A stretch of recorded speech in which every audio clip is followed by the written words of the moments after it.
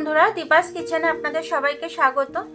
আমি ধনেপাতা বাজারে গেছিলাম, অনেক সস্তা পেয়েছি, তাই আমি এতটা ধনেপাতা নিয়ে এসেছি। তো আমি একবারেই ধনেপাতাটা চাটনি করে রেখে দেবো, তো সেটাই আপনাদের সাথে শেয়ার করব। তো চলুন আমি এটা কিভাবে করি সেটা আমি আপনাদের দেখিয়ে দিই এবং নিজেও দেখে নিই। এর জন্য আমি এখানে রসুন ছাড়াচ্ছি, এখানে বসে বসে অনেকগুলো। তো এই রসুনগুলো আরও ছাড়িয়ে নেবো আমি, তো সবটাই আমি ছাড়িয়ে নিয়ে আপনাদেরকে দেখাচ্ছি। সর্ষের তেলটা দিয়ে করব আমি ধনেপাতার চাটনিটা, আচারটা। তার জন্য সর্ষের তেল দিয়ে দিচ্ছি আমি। ধনেপাতাটা বেটে রেখেছি আমি, ধনেপাতা, লঙ্কা, রসুন এগুলো বেটে রেখেছি।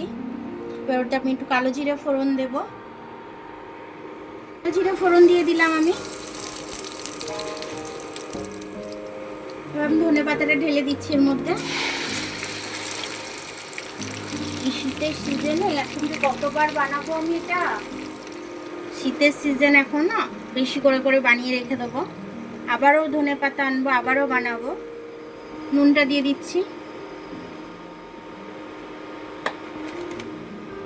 পরে তেঁতুল জলটা দেব, একটু ভেজে নিয়ে এটাকে। তারপরে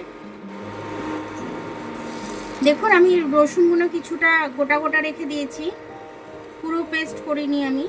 এখানেও রসুন রেখে দিয়েছি যাতে মুখে পরে খেতে দারুণ লাগে, সে কারণে। এবার আমি তেঁতুলের জলটা দিয়ে দেব, একবারে তেঁতুলের জলের সাথে কষা হয়ে যাবে। তেঁতুলটা আমি আগে থাকতে ভিজিয়ে রেখেছিলাম।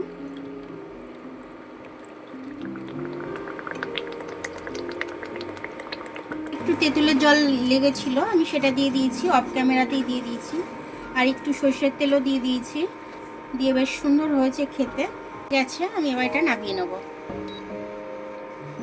আমার ধনেপাতা চাটনিটা হয়ে গেল খুব সুন্দর করে। আমার মানে মুখে জল চলে আসছে, আমি তো বলতেই পারছি না, এত টেস্টি হয়েছে। ঝাল ঝাল টক টক, তারপরে আপনার রসুনের গন্ধটা আরও সুন্দর লাগছে। আপনারা এরকম করে করে রেখে দেবেন, যখনই খেতে ইচ্ছা করবে নিয়ে খেয়ে নেবেন, খুব ভালো লাগবে। তো আমার ভিডিওটা দেখার জন্য অনেক অনেক ধন্যবাদ। আমার ভিডিওটা যদি পছন্দ হয় লাইক, সাবস্ক্রাইব, বেল আইকনটা একটু টিপে দেবেন। আর যদি ফেসবুক থেকে দেখেন লাইক আর ফলোটা একটু করে দেবেন। আবার কাল দেখা হবে নতুন রেসিপির সাথে, ততক্ষণ আপনারা ভালো থাকবেন, আমি আসছি।